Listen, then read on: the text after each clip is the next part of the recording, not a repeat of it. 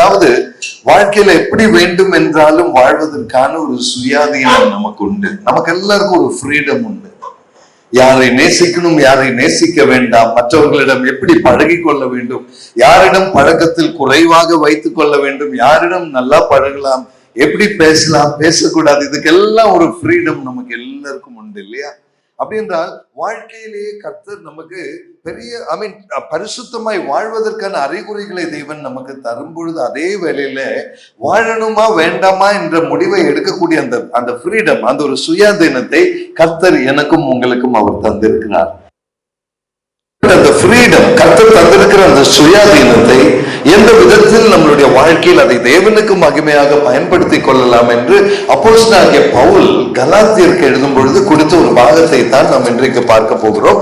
கலாத்தியர் 5வது அதிகாரம் அதனுடைய 13வது வசனத்தை முதலாவது நாம் படிப்போம். கலாத்தியர் நிருபம் 5வது அதிகாரம் 13வது வசனம். சகோதரரே, நீங்கள் சுயாதீனத்திற்கு அழைக்கப்பட்டிருக்கிறீர்கள். நீங்கள் சுயாதீனத்திற்கு அழைக்கப்பட்டிருக்கிறீர்கள். இந்த சுயாதீனத்தை நீங்கள் மாம்சத்திற்கு ஏதுவாக அனுசரியாமல், நீங்கள் அதை மாம்சத்திற்கு ஏதுவாக அதை அனுசரியாமல் அன்பினாலே ஒருவருக்கு ஒருவர் ஊழியம் செய்யுங்கள். ஒருவருக்கு ஒருவர்.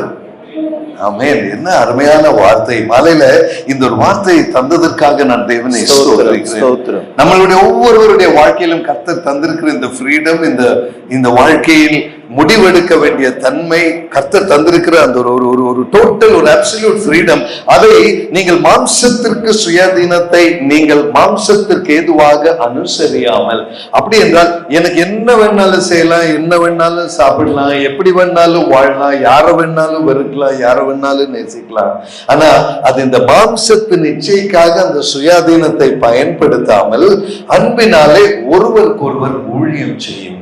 என்னை கேட்கிற அருமையான தெய்வ ஜனமே, கடைசி வார்த்தை நீங்க பார்க்கும் பொழுது ஊழியம் செய்யுங்கள். ஒருவேளை ஊழியம் என்ற வார்த்தை நம்ம எல்லாம் இதுவரைக்கும் கேட்டு இருக்கிறது ஏதோ பைபிள்ல இருந்து பிரசங்கம் பண்ற ஒரு ஊழியக்காரர், இல்லைன்னா இந்த மாதிரி சபையின் தலைவர்களாக ஜெபிக்கிற பாஸ்டர் அவங்க ஊழியக்காரர், மிஷனரிகள் ஊழியக்காரர். ஆனால் இந்த வார்த்தையை பார்க்கும் பொழுது நம்ம ஒவ்வொருத்தரையும் ஊழியம் செய்யும்படி தேவன் அழைத்திருக்கிறார்.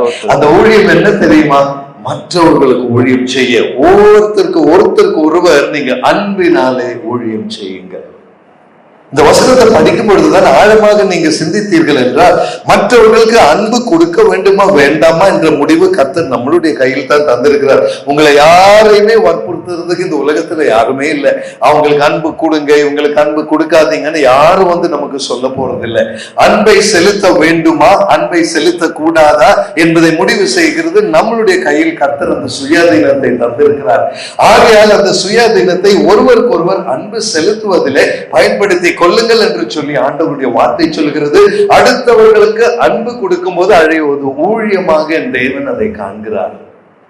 என கேட்கிறது தெய்வ ஜனமே, இந்த ஊழியத்தின் முக்கியத்துவத்தை நம்மளுடைய ஒவ்வொருவருடைய வாழ்க்கையிலும் இதற்கு படித்தவன் படிக்காதவன், பெரியவன் சிறியவன் அப்படி என்ற பாகுபாடே கிடையாது. நிறைய ஜெபிக்கிறவங்க, கம்மியா ஜெபிக்கிறவங்க, பெரிய ஊழியக்காரர், ஆண்டவருடைய வார்த்தை ரொம்ப படிச்சவங்க, படிக்காதவங்க, அப்படிப்பட்ட வித்தியாசமே இதுல இல்லை. இன்னைக்கு நம்ம எல்லாம் இதுல ஒரு போல தான். தெய்வம் அன்பா இருக்கிறார். God is love. அந்த அன்பின் ஊழியத்தை ஒருத்தருக்கு ஒருத்தர் செய்யத்தான் நம்மளுடைய வாழ்க்கையின் அனுபவங்களை நமக்கு தந்திருக்கிறார். இந்த வாழ்க்கையை நமக்கு தந்திருக்கிறார். அப்படி என்றால் ஒரு முறை நம்மளுடைய சொந்த வாழ்க்கையை நாம் திரும்பி பார்ப்போம் என்று சொன்னால், பிறருக்கு அன்பு செலுத்துகிற ஊழியம் மாத்திரம் செய்கிற வாழ்க்கை நம்முடைய கரங்களில் உண்டா? நம்ம வாழ்க்கையை திரும்பி பார்க்கும் பொழுது எல்லாருக்கும் நான் அன்பு தான் கொடுத்திருக்கிறேன் பிரதர். அன்பை தவிர என்கிட்ட இருந்து வேற ஒரு வெறுப்போ, ஒரு விபரீதமோ, ஒரு கோபமோ, ஒரு எரிச்சலோ அடுத்தவங்களுக்கு நான் கொடுத்ததே இல்லைன்னு சொல்லக்கூடிய அந்த அப்படி தெளிவாக ஊழியம் செய்தவர்களாக நம்ம இருக்கிறோமா என்ற ஒரு கேள்வி அதற்கு முன்பதாக நிற்கும் பொழுது நாம் புரிந்து கொள்ள வேண்டிய காரியம், கர்த்தர் தந்திருக்கிற சுயாதீனம், நீ எப்படி வேண்டும் என்றாலும் வாழ்ந்து கொள், ஆனால் இப்படி வாழ்ந்தால் அது உனக்கு நல்லது என்று மாத்திரம் தான் ஆண்டவருடைய வார்த்தை ஒரு வழிகாட்டியாகத்தான் அங்கு நிற்கிறது. அருமையான சகோதரனே, சகோதரியே, அன்பு என்ற ஊழியத்தை சொந்த சகோதரனுக்கு காணப்படுகிற மாம்சமும் ரத்தமுமான நம்மை போன்ற மனுஷருக்கு கொடுக்க முடியாத அளவுக்கு ஒரு வாழ்க்கை நம்மளுடைய வாழ்வாக இருக்கிறதா? ஒரு சிலரை வெறுக்கிற ஒரு வாழ்க்கையாக இருக்கிறதா? அப்படி என்றால் இந்த கலாத்தியர் 5:13 முன்பதாக தேவாதி தேவன் நம்மை ஒரு நாள் கேள்வி கேட்கும் பொழுது எப்படி நாம் அதற்கு பதில் கொடுக்க போகிறோம்? கடந்த சில வாரங்களுக்கு முன்பதாக என் மனைவி இங்க இருக்கிறாங்க. எனக்கு ஒரு அனுபவம். நான் வேலை செய்து கொண்டிருந்த தேயிலை தோட்டத்துல நிறைய பிரச்சனைகள் பண்ணி கொண்டிருந்த ஒருத்தர் இருந்தார். அங்கிருந்து நான் இப்ப 5 வருஷம் 6 வருஷம் ஆக போகுது. வேற கம்பெனியில இப்ப இருந்து கொண்டு இருக்கிறேன். அங்க இருக்கிற ஒருத்தர் நிறைய உபதிரவங்கள் பண்ணி கொண்டிருந்தார். அந்த நபருக்கு கடந்த வாரத்துல கேன்சர் அந்த கேன்சர் ட்ரீட்மெண்ட் முத்தி போய் அந்த கேன்சர் ட்ரீட்மெண்ட்டுக்கு பணம் இல்லாமல் இருந்து வேற ஒருத்தர் அங்க இருக்கிற ஒரு ஊழியக்காரர் என்ன கூப்பிட்டு சொன்னார், ஐயா உங்களை கூப்பிடுறேன் இந்த ஒரு விஷயத்த சொல்றதுக்காக. அந்த ஒரு நபருக்கு இன்னைக்கு கேன்சர் சிகிச்சை செஞ்சு பணம் எல்லாம் முடிஞ்சு உதவுறதுக்கு யாரும் இல்லாம இன்னைக்கு ரொம்ப பரிதாப நிலைமையில் இருக்கிறாங்க ஐயா. உங்ககிட்ட கேட்க கூடாதுன்னு தெரியும், ஆனாலும் கேட்கிறேன் ஐயா, அவருக்கு ஏதாச்சும் நீங்க கொஞ்சம் உதவி செய்ய முடியுமா? நான் சொன்ன கண்டிப்பாக உதவி செய்யறேன். அந்த மனுஷன் போன்ல அழுதுட்டார், செல்லப்பன்னு சொல்லி அடிக்கடி கூப்பிடுவாருன்னு. நான் கேட்டேன், ஏன் இப்படி அழுது புலம்பி கேட்கிறீங்க? அப்பதான் அவர் சொன்னார், ஐயா அவர் உங்களுக்கு எல்லாம் செஞ்ச துரோகம் உங்களுக்கு கூட தெரியாது, ஆனா எங்களுக்கு தெரியும். அந்த மனுஷனுக்கு உதவி செய்ய உங்ககிட்ட கேட்கறது எனக்கே கஷ்டமா இருக்கு ஐயா. கேட்ட உடனே செய்யறேன்னு சொன்னீங்களே, அந்த மனசைதாயா நாங்க அதுதாயா என்ன தொற்றுச்சுன்னு சொன்னார். நான் சொன்னேன், செல்லப்பன் அந்த மனசு என்னுடைய மனசு இல்ல, அது தேவாதி தேவன் நமக்கு சொல்லி தந்த மனசு. பிறருக்கு அன்பு என்கிற ஊழியத்தை தவிர வேற ஊழியத்தை நீ செய்யக்கூடாதுன்னு கலாத்தியர் 5:13 எனக்கு சொல்லி தந்த ஒரு வேத வார்த்தை உண்டு. அந்த வார்த்தை பிரகாரம் உன்னை வெறுத்தவனோ வெறுக்காதவனோ, உன்னை நேசிக்கிறவனோ உனக்கு உதவுனவனோ உனக்கு தடை நின்றவனோ என்று வித்தியாசம் கிடையாது. பிறனுக்கு அன்பு செலுத்த கர்த்தருடைய வார்த்தை சொன்னால் அதை கேள்வி கேட்காமல் செய்வதுதான் ஒரு ஊழியக்காரனுடைய கடமை. ஹல்லேலூயா. இன்னைக்கு மாலையில இதுதான் நம்மளுடைய ஒவ்வொருவருடைய வாழ்க்கையினுடைய கிறிஸ்தவ அடையாளம் என்னவென்றால், பிறருக்கு அன்பை தவிர வேறொன்று நம் வாழ்வில் இருந்து புறப்படக்கூடாது. அந்த நபருக்கு நான் அந்த பணத்தை அனுப்பினேன். அவர் ட்ரீட்மெண்ட் எடுத்துட்டு என்னை கூப்பிட முடியாம அவ்வளவு பயம் என்னை கூப்பிடுறதுக்கு. இந்த செல்லப்பனை கூப்பிட்டு சொன்னார், ஐயாவுக்கு ஒரு 1000 நன்றி சொல்றீங்களா? அவர் காலில் விழுந்து நன்றி சொல்றேன்னு சொல்றீங்களா?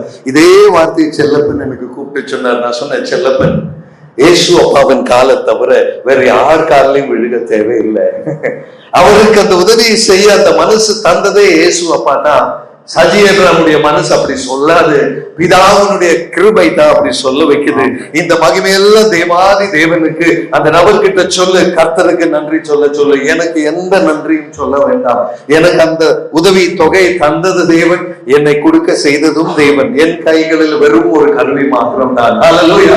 கரங்களிலிருந்து கர்த்தருக்கு ஒரு நன்றி சொல்லலாம். என்னை கேட்கிற தெய்வ ஜனமே, ஒரு காலையில் நான் சொல்றேங்க, வாழ்க்கையின் அனுபவத்தில் இருந்து நம்ம கையில தெய்வம் தரதும் நம்ம கிட்ட இருந்து பிறருக்கு பகிர்ந்து கொடுக்கறதுக்கும் கர்த்தர் தருகிற வாய்ப்புகள் தாங்க இந்த வாழ்க்கை. ஹல்லேலூயா. நான் பெரியவனாகணும், நான் சேமித்து வைக்கணும் என்பதற்கு அல்ல, தேவன் அதை தருவார். யார் கையில தருவார் தெரியுமா? பிறனுடைய வேதனைகளை கண்டு இறங்குகிறவனுக்கு கர்த்தர் அபரிவிதமான ஐஸ்வர்யங்களை நிறைவையும் தேவன் தருவார். உன்னை ஐஸ்வர்யவனாய் நிறுத்துறதுக்கு அல்ல, பிறருடைய வாழ்க்கைக்கு நீ ஆசீர்வாதமாக இருக்கும்படி ஒரு கருவியாக கர்த்தர் உன்னை தேர்ந்தெடுப்பார், உன்னை நிறுத்துவார். ஹல்லேலூயா. ஆகையால் இன்று மாலை ஒரு தெளிவான சத்தியத்தை நான் சொல்லுகிறேன். வாழ்க்கையில் செல்வம் நிறைய வேண்டுமா? ஆண்டவருடைய கிருபைகள் நிறைய வேண்டுமா? வாழ்க்கையில் அந்தஸ்து நிறைய வேண்டுமா? வாழ்க்கையில் உயர்ந்த பதவிகள் பார்க்க வேண்டுமா? கர்த்தர் உங்களை கனம் செய்கிறதை உணர வேண்டுமா? பிறருக்கு நன்மை செய்ய ஆரம்பிங்கள், கர்த்தர் உன்னுடைய வாழ்க்கையை நிறைவாக்குவார்.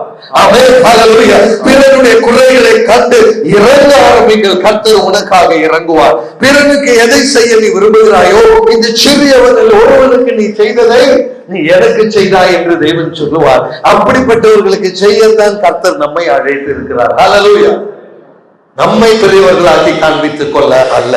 ஒரு சில வசனங்களை இன்றைக்கு அதை ஒப்பான வசனங்களை கொஞ்சம் பார்க்கலாமா? 1 கொரிந்தியர் 8வது அதிகாரம் அதனுடைய 9வது வசனம் படிங்க ப்ளீஸ். 1 கொரிந்தியர் 8வது வசனம். ஆகிலும் இதை குறித்து உங்களுக்கு உண்டாயிருக்கிற அதிகாரம் எவ்விதத்திலும் பலவீனருக்கு தடுங்கல்லாகாதபடிக்கு பாருங்கள். என்ன கேட்கிற தெய்வ ஜனமே, ஆகிலும் இதை குறித்து இந்த 1 கொரிந்தியர் 8 மேல இருந்து படிச்சீங்கன்னா, ஒரு சிலருக்கு சில நாட்கள் நல்ல நாள், சில நாட்கள் கெட்ட நாள். சிலர் சொல்லுவாங்க, செவ்வாய்க்கிழமை சரியில்லை, வெள்ளிக்கிழமை சிக்கன் சாப்பிட மாட்டேன். இப்படி பழக்க வழக்கங்கள் எல்லாம் நம்ம ஊர்ல இருக்கு இல்லையா? சில நாட்கள் விரதம், சில நாட்கள் அதை செய்ய மாட்டேன், இதை செய்ய மாட்டேன். கிறிஸ்தவர்கள் சொல்லுவோம், ஞாயிற்றுக்கிழமை நாங்க சர்ச்சுக்கு போவோம், நமக்கும் அது பழக்கம். ஆனா ஆண்டவருடைய வார்த்தை சொல்லுகிறது, ஒருவன் ஒரு நாளை உயர்ந்த நாளாக கண்டால் அவனை குற்றம் விதிக்காதே. ஒருத்தன் ஒரு வெள்ளிக்கிழமை சிக்கன் சாப்பிட மாட்டான்னு பரவாயில்ல, அதை குறைவாய் நீ காணாதே, அவனுக்காக நீயும் அந்த சிக்கனை விட்டுருன்றார் ஆண்டவர். நீ எல்லாருக்கும் எல்லாம் ஆனேன் என்று பவுல் சொன்ன வண்ணமாய் ஆகையால் தான் இங்க சொல்லப்பட்டிருக்கு, உங்களுக்கு உண்டாயிருக்கிற அந்த அதிகாரத்தை எவ்விதத்திலும் பலவீனருக்கு தடங்கள் ஆகாதபடி நாங்கள் பாருங்கள். அப்படி பரிசுத்த ஆவியானவர் நமக்கு தந்திருக்கிற ரட்சிப்பு என்ற கிருபை, தேவனுடைய பிரசன்னத்தில் இருக்கிற அவருடைய கட்டளைகளை உச்சரிக்க கொடுத்திருக்கிற அதிகாரம், சில காரியங்களை ஆண்டவருடைய வார்த்தை நிமித்தமாய் அதிகாரத்தோடு மற்றவர்களை ஆசீர்வதிக்க தேவன் தந்திருக்கிற கிருபைகள், இவைகள் பிறருக்கு தடங்களாய் இருக்காதபடி நம்ம எச்சரிக்கையாக இருக்க வேண்டும். அப்படி என்றால் பிறருக்கு ஏதுவான வாழ்க்கை வாழத்தான் தேவன் இந்த வாழ்க்கையை நமக்கு தந்திருக்கிறார். ரோமர் 15வது அதிகாரத்தின் 2வது வசனம் கொஞ்சம் எடுக்கிறீங்களா? ரோமர் 15 அதனுடைய 2வது வசனம். நம்மில் ஒருவனும் பிறனுடைய பக்தி விருத்திக்கு ஏதுவான நன்மை உண்டாகும்படி அவனுக்கு பிரியமாய் நடக்க கடவன். அந்த வசனம் பாத்தீங்கன்னா அதுல நல்ல தெளிவா இருக்கு. நம்ம ஒவ்வொருத்தனும் பிறனுக்கு பக்தி விருத்தி வரும்படி அந்த பிறன் என்கிற அவனுக்கு பிரியமாய் நடக்க கடவும். என்னை கேட்கிற தெய்வ ஜனமே, உங்க ஆபீஸ்ல பக்கத்துல உட்கார்ந்து இருக்கிறவங்க, அவங்க வேற ஏதோ நம்பிக்கையில அவங்க இருக்கலாம், அவங்க இயேசுவை நம்பாதவங்களா இருக்கலாம். ஆனா அவங்க நம்புற காரியங்களுக்கு நம்மளையும் ஒத்துழைப்பு கொடுத்து அவங்களோடு கூட நின்று, பரவாயில்லைங்க நீங்க வெள்ளிக்கிழமை உங்களுக்கு விரதமா, நானும் உங்க கூட சேர்ந்து விரதம் எடுக்கிறேங்க, அது ஒரு கிறிஸ்தவனுக்கு அழகு. இதுல எல்லாம் என்ன இருக்கு? இதுல எல்லாம் ஒண்ணும் கிடையாது, இப்படி எல்லாம் பண்ணி பிரயோஜனம் இல்லைன்னு ஆர்கியூமெண்ட்டுக்கு போகாம நம்மையே தாழ்த்தி பிறனுடைய பழக்க வழக்கங்களை ஏற்றுக்கொண்டு பிறனுடைய பக்தி விருத்திக்காக அவனுக்கு பிரியமாய் நடந்து கொள்ளுங்கள். என்னை கேட்கிற அருமையான தெய்வ ஜனமே, இது வாழ்க்கையில பெரிய கஷ்டமான காரியம். ஆனால் ஆண்டவருடைய வார்த்தை தெளிவாக சொல்லுகிறது, உன் வாழ்க்கை கூட நீ பிறனுக்கு அவனுக்கு நீ பிரியமாய் நடக்க கடவுள். உனக்கு பிரியமாய் நடக்க வேண்டியவன் அல்ல நீங்களும் நான். இந்த தெளிவை தான் ஆண்டவருடைய வார்த்தை சொல்லுங்க. உனக்கு பிடிச்சவங்களுக்கு உதவி செய்ய அல்ல, உன்னை பிடிக்காதவங்களுக்கும் உதவி செய்ய ஆண்டவர் அந்த சுயாதீனத்தை தந்திருக்கிறார். ஆமே. உனக்கு பிடிச்சவங்களுக்கு மட்டும் ஜெபிக்க அல்ல, உன்னை வெறுக்கிறவனுக்கும் சேர்த்து ஜெபிக்கத்தான் கர்த்தர் ஜெப வேலையை தந்திருக்கிறார். ஹல்லேலூயா. ஜெப வேலைகளில வெறுக்கிறவனுக்காய் ஜெபிக்கிற யாராவது இங்க இருக்கிறீங்களா? உங்களுக்கு குறை வைத்த, உங்களுக்கு வேதனை கொண்டு வந்த, உங்களை நிறைய பாதிக்க வச்சு உங்க வாழ்க்கையே கெடுத்தவங்க இருந்தா அவங்களுக்காக ஜெபிக்கிறோமா? ஹல்லேலூயா. அது பெரிய ஒரு தெய்வ கிருபை. என்னை கேட்கிற தெய்வ ஜனமே, உண்மையாக நம்ம ஜெபிக்கிறோம்னா முதலாவது நம்மை வெறுத்தவர்களுக்காக நம்ம ஜெபிப்போம். அன்பு காட்டுறவங்களுக்கு ஜெபிக்கிறது ரொம்ப சுலபம். ஆனா வெறுக்கிறவனுக்காக ஜெபிக்க மனசு வராது. ஆனா வராத மனசுங்கிற இடத்துல ஆண்டவருடைய வார்த்தைக்கு கீழ்ப்படியணும் என்கிற அறிவு தான் பிறனுடைய அவனுடைய பக்தி விருத்திக்காக நீ வாழு, அவனுடைய விருப்பங்களுக்கு உன்னை மாற்றிக்கொள் என்று சொல்லுகிற ஆண்டவருடைய வார்த்தை. ஆகையால் தான் அன்பு என்கிற ஊழியத்தை தவிர வேற எந்த ஊழியமும் நம்ம வாழ்க்கையில நம்ம செய்யக்கூடாது. என்ன கேட்கிற தெய்வச்சனமே, இந்த சபையின் மக்கள் இந்த 2 நாள் கூட்டம் இன்னைக்கு முடிந்து நாளைக்கு இருந்து திங்கட்கிழமை நான் பெங்களூர் போயிருவேன், நீங்க உங்க வேலை சம்பந்தமான காரியங்களுக்கு போவீங்க. ஆனா புரிஞ்சுக்க வேண்டிய ஒரு காரியம், நாளை காலையில் இருந்து இல்ல இன்று இரவில் இருந்து மற்றவங்களுக்கு அன்பை தவிர வேற ஒன்றும் நம்மளுடைய வாழ்க்கையில் இருந்து வரக்கூடாது. ஒரு தடுங்கலான வார்த்தை வரக்கூடாது. பிறனுக்கு நான் இடைஞ்சலாக இருக்கக்கூடாது. பிறன் எனக்கு பெற்ற அதிகாரம் சுயாதீனத்தை மற்றவங்களை வேதனைப்படுத்த எந்த விதத்திலும் என் வாழ்க்கையில ஒரு நொடி கூட அதற்காக பயன்படுத்த கூடாது. அன்பை தவிர வேற எதுவும் என் வாழ்வில் இருக்கக்கூடாது. உண்மையாக நான் சொல்லணும்னா, உங்களுக்கு அன்பு செலுத்த முடியலன்னா அட்லீஸ்ட் நீங்க வெறுக்காமல் இருப்பீங்களா? அன்பு கொடுக்க முடியலன்னா கூட, அவ்வளவு மோசமானவர்னா கூட அவரை வெறுக்க வேண்டாங்க. காரணம், அந்த வெறுப்போடு நீ தேவ பிரசன்னத்துல வந்து அவரை நோக்கி கூப்பிட முடியாது. அது தேவன் இருதயத்தை காண்கிறவர். ஹல்லேலூயா. கர்த்தர் இருதயங்களை காண்கிறவர். அந்த இருதயத்துக்குள் இருக்கிற சுத்தத்தையும் தெளிவையும் என் தேவன் கணக்கு போட்டு பார்ப்பார். இன்னொரு வசனம் படிக்கலாமா? 1 கொரிந்தியர் 9வது அதிகாரத்தின் 19வது வசனம். 1 கொரிந்தியர் 9:19. நான் ஒருவருக்கும் அடிமைப்படாதவனாய்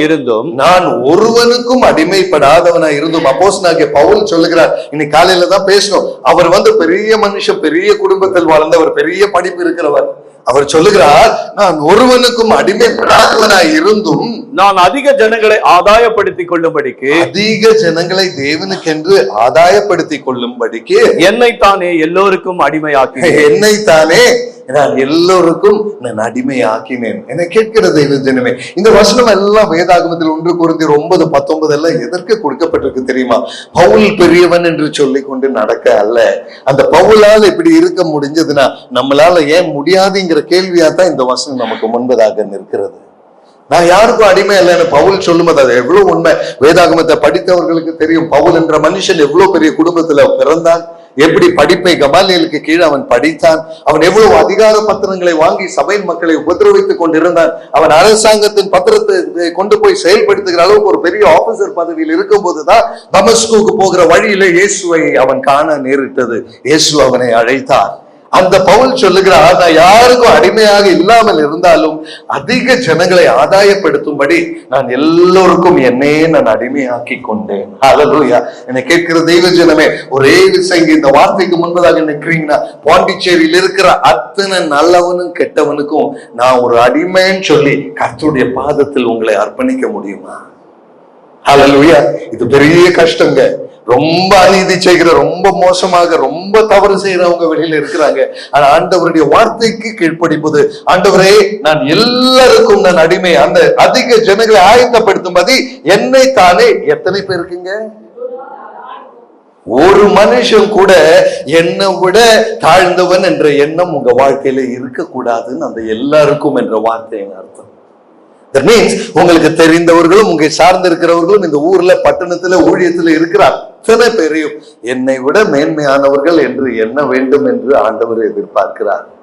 அதற்கு ஒரு அருமையான வசனம் வேதாகமத்தில் உண்டு. பிலிப்பியர் 2வது அதிகாரம் அதனுடைய 3வது வசனம் படிக்கிறீங்களா? பிலிப்பியர் 2வது அதிகாரம் ஒன்றையும் வாதினாலாவது வீண் பெருமையினாலாவது செய்யாமல் மனத்தாழ்மையினாலே ஒருவரை ஒருவர் தங்களிலும் மேன்மையாக எண்ண கடவீர்கள். என்ன பியூட்டிஃபுல் வேர்டு. ஆனா நம்ம வாழ்க்கையில இது காப்பாற்ற முடியுமா? மனத்தாழ்மையினாலே ஒருவரை ஒருவர் தங்களிலும் மேன்மையாக எண்ண கடவீர்கள். அதற்கு அர்த்தம் தான், நான் எல்லாருக்கும் நான் அடிமையானேன். என்னுடைய பதவி, என்னுடைய பொசிஷன், என்னுடைய ஆசீர்வாதங்கள், தேவன் தந்திருக்கிற கிருபைகள், இவைகளை பெருசாக காணாமல் மற்றவர்களுக்கு நான் என்னை அடிமையாக்கி எப்படியாவது இந்த ஜனங்களை என் கர்த்தருக்காக ஆதாயப்படுத்திக் கொள்ளும்படி, அவருடைய ஆத்மா ரட்சிப்புக்குள் வரும்படி நான் ஒரு அடிமையாக நான் தயாராக இருக்கிறேன் என்று சொன்னால், அந்த கர்த்தர் எதிர்பார்க்கிற அன்பின் ஊழியத்தை தவிர வேறு ஒன்றும் என் வாழ்க்கையில் நான் அனுமதிக்க மாட்டேன் என்பதற்கு அர்த்தம் தாங்க இந்த வார்த்தை. மன தாழ்மையினாலே ஒருவரை ஒருவர் தங்களிலும் மேன்மையான எண்ண கடவீர்கள். அப்படின்னா முதலாவது நம்ம மனசு நமக்கு சொல்லணும், எப்பா எல்லாரும் உன்னை விட நல்லவங்கப்பா. அத முதல்ல நம்ம மனசுக்கு சொல்லி கொடுக்கணுங்க. உன்னை விட நல்லவங்க தான்ப்பா மத்தவங்க எல்லாம், நீ மட்டும் பெரிய நல்லவன் நினைச்சுக்காதன்னு முதல்ல என்ன பார்த்து நான் சொல்லணும். அதுதான் ஆண்டவருடைய வார்த்தை. ஆனா நம்ம எல்லாம் எப்படி தெரியுமா?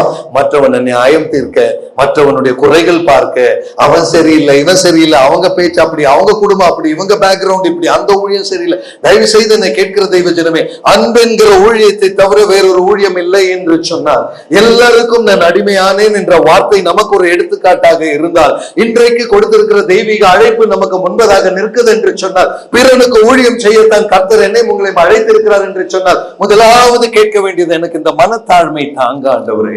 தாழ்மை எங்கு உண்டோ அங்கு மட்டும் தாங்க பிறனை நேசிக்க முடியும். ஹல்லேலூயா, ஹல்லேலூயா. கரங்களை உயர்த்தி நன்றி சொல்லலாமா?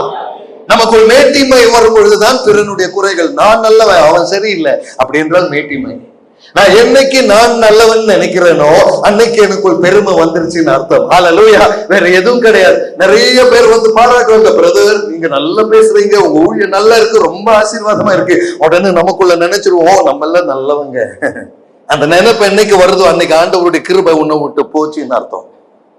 என்ன கேட்கிற தெய்வ ஜனமே, இது என்னுடைய வாழ்க்கையின் பாடத்திலிருந்து நான் கற்றுக்கொண்டேன். எங்கேயாவது யாராவது உங்களை பாராட்டி பேசினா, என்ன பாராட்டி பேசினா, தேவோடி போய் வீட்டுக்கு போய் முழங்கால் படிட்டு நின்று, இயேசுவே அந்த பாராட்டெல்லாம் சொன்னீங்களே நீங்க கேட்டீங்களாப்பா, அது அப்படியே வாங்கி உமக்கு அதை சமர்ப்பிக்கிறேன், எனக்கு அது வேண்டாப்பா.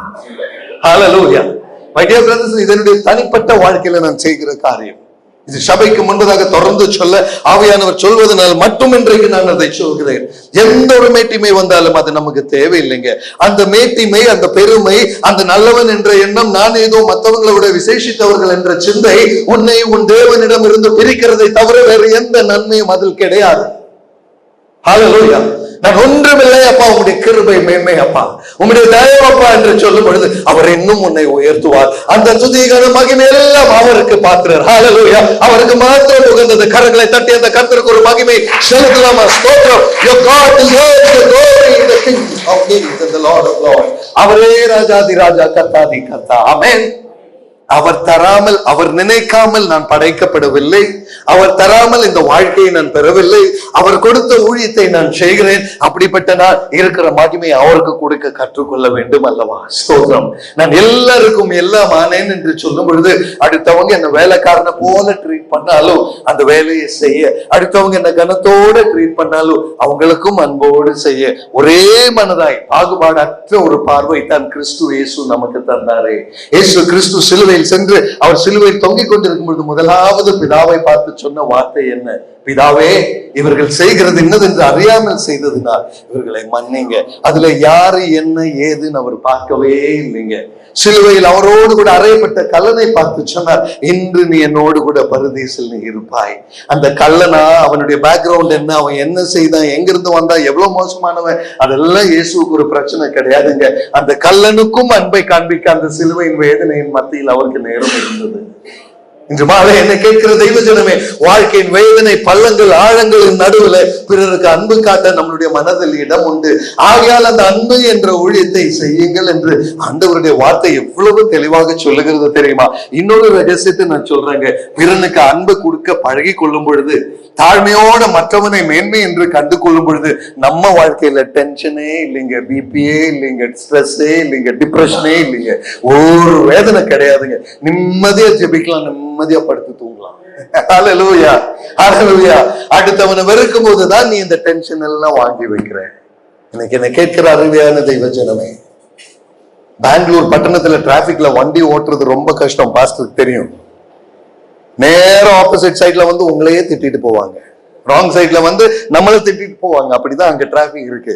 அங்கெல்லாம் ஆண்டவர் கற்றுக் கொடுத்த காரியங்கள், அவன் திட்டும் போது அவனை பார்த்து சிரித்து நல்லா இருப்பான்னு சொல்லிட்டு அதை செய்ய தேவன் பழகி கொடுத்தார். ஆட்டோ ரிக்ஷா டிரைவர்ஸ் எல்லாம் குறுக்கல வந்து அப்படி இப்படின்னு சொல்லும் பொழுது, இப்படி கை காமிச்சு நல்லா போயிட்டு வான்னு சொல்லும் பொழுது அவனுக்கே தெரியாம சிரிப்பு வருதுங்க. என்னை நோக்கி நான் யோசிக்கும் போது, நான் என்ன பைத்தியம் பண்ணிட்டு இருக்கிறேன்னு நானே சில வேலையில நினைப்பேன். ஆனா அதுல இருக்கிற ஒரு பெரிய உபகாரம் என்ன தெரியுமா? அவன் கிட்ட சண்டை போட்டு டென்ஷன் எடுத்து ஆபீஸ்ல போய் தலையை சுரிஞ்சிட்டு உட்கார்றத விட சிரிப்போட ஆபீஸ்ல போலாம். யார் குறுக்க வந்தாலும் பிரச்சனை இல்லைங்க. இன்னைக்கு காலையில என்ன மாலையில என்ன கேட்கிற அருமையான தெய்வ ஜனமே, நமக்குன்னு நம்மளே தாங்க அள்ளி கொட்டிக்கிறோம். இந்த அன்புங்கிற ஊழியத்தை செய்ய சொல்லி தந்த தேவன், அன்பை பிறருக்கு கொடு என்று சொல்லி தந்த தேவன், என்னுடைய உங்களுடைய வாழ்க்கை அருமையாக அமையும்படி தான். அப்படி நீ வாழும் மகனே மகளே, வெறுப்பு என்பதற்கு படைக்கப்பட்டவன் அல்ல நீ, அன்பு என்பதற்கு படைக்கப்பட்டவள் நீ. ஹல்லேலூயா. பிறனுக்கு அன்பு, உங்களை கண்டாலே இந்த சகோதரி கிட்ட அன்புதான் வரும், இந்த சகோதரர் அன்பா இருப்பார், அவர்கிட்ட பேசினாலே நமக்கு இருக்கிற வெறுப்பும் போயிரும்னு மற்றவங்க உங்களை பத்தி சொல்ற அளவுக்கு உங்க வாழ்க்கை இருக்கணும் என்று தேவாதி தேவன் எதிர்பார்க்கிறார். அப்படி இருப்பதற்கான எல்லா வாய்ப்பும் உண்டு. அதற்கு தடையாக நிற்பதும் எதிராக நிற்பதும் வேற யாரும் இல்லை, நம்மளே தான். இன்னைக்கு மாலையில் இந்த வார்த்தைக்கு முன்பதாக நிற்கும் பொழுது உண்மையாக உணர்ந்து தெய்வ பிரசன்னத்துல, ஆண்டவரே அந்த கிருபை என்னுடைய வாழ்க்கையில தாங்கன்னு கொஞ்சம் சொல்ல முடியுமா? இன்னொரு வசனத்தை படிக்கிறீங்களா? 2 கொரிந்தியர் 3வது அதிகாரம் 17வது வசனம். 2 கொரிந்தியர் 3:17 வசனம். கர்த்தர் ஆவியானவர், கர்த்தருடைய ஆவி எங்கேயோ, கர்த்தருடைய ஆவி எங்கேயோ அங்கே விடுதலை உண்டு, அங்கே விடுதலை உண்டு. என்ன கேட்கிற தெய்வ ஜனமே, கர்த்தருடைய ஆவியானவர் எங்க உண்டோ அங்கு உனக்கு அந்த வெறுப்பிலிருந்து, கோபத்திலிருந்து, எரிச்சலிருந்து விடுதலை உண்டு. ஹல்லேலூயா. இன்றைக்கு மாலையில தெளிவாக ஆண்டவருடைய வார்த்தை சொல்கிறது. ஒருத்தர் வெறுக்கிற பிரதர், வெறுக்க கூடாதுன்னு நினைச்சாலும் மனசுல அது திரும்பி திரும்பி வந்துட்டே இருக்குது. நீங்க சொல்ற மாதிரி அவங்களுக்காக ஜெபிக்க உட்கார்ந்தாலும் அந்த மனசு ஒத்துக்கல பிரதர்ன்னு நிறைய பேர் சொல்வதை நான் கேட்டிருக்கிறேன். ஆனா அந்த விடுதலை எங்கிருந்து வரும்னா, கர்த்தருடைய ஆவியானவர் எங்குண்டோ அங்கு மாத்திரம் தாங்க விடுதலை. ஆகையால் இந்த மாலை வேளையில நம்ம எல்லாம் கேட்க வேண்டியது, ஆவியானவரே உங்களுடைய விடுதலை எங்களுக்கு தாங்க ஆண்டவரே. பிறனை வெறுக்காமல் இருக்கக்கூடிய தாழ்மை எனக்கு தாங்க ஆண்டவரே. மற்றவர்களை என்னை விட மேன்மையை காணக்கூடிய கிருபை எனக்கு தாங்க ஆண்டவரே. இது அல்லவா தெய்வ கிருபை நிறைவு. எபேசியர் 5வது அதிகாரம் 21வது வசனம் கூட படிக்கிறீங்களா? எபேசியர் 5:21. 5வது அதிகாரம் 21. தெய்வ பயத்தோட ஒருவருக்கு ஒருவர் கீழ்ப்படிந்திருங்கள். எப்படி பாஸ்டர்? என்ன பயத்தோட? தெய்வ பயத்தோட. என்ன பயம்? தயவு செய்து அதை கவனிங்களே. தெய்வ பயத்தோட ஒருவருக்கு ஒருவர் கீழ்ப்படிந்திருங்கள். அப்படின்னா மற்றவனுக்கு நான் கீழ்ப்படிய மாட்டேன். நான் யாரு? நான் பெரிய பாஸ்டர். நான் யாரு? நான் பெரிய பிரசங்கம் பண்றாள். அவங்க எல்லாம் சொல்றது நான் ஏன் கேட்கணும்? இவங்க யாரு எனக்கு அட்வைஸ் பண்றதுக்கு? இந்த ஆட்டிடியூடு தான் பிசாசு கொண்டு வந்து தருவான். என்னை கேட்கிற தெய்வ ஜனமே, தெய்வ பயத்தோட ஒருவருக்கு ஒருவர் கீழ்ப்படிந்திருங்கள். எதற்காக இப்படிப்பட்ட வசனங்கள் நம்மளுடைய பைபிள்ல? இது யாருக்காக கொடுக்கப்பட்டிருக்கிறது?